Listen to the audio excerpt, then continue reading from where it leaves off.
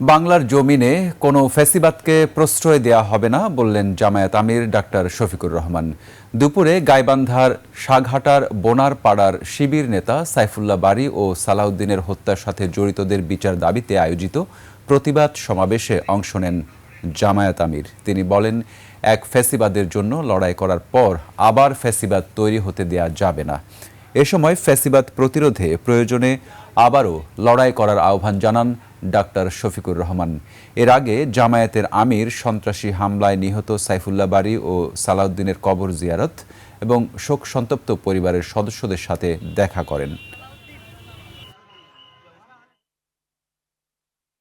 ফ্যাসিবাদ একটা রূপ, এটা নির্দিষ্ট কোনো দলের সাথে থাকে না।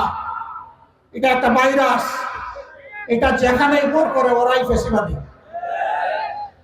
এক ফ্যাসিবাদীদেরকে তাড়াইয়া বাংলাদেশের জনগণ আরেক ফ্যাসিবাদী চায় না।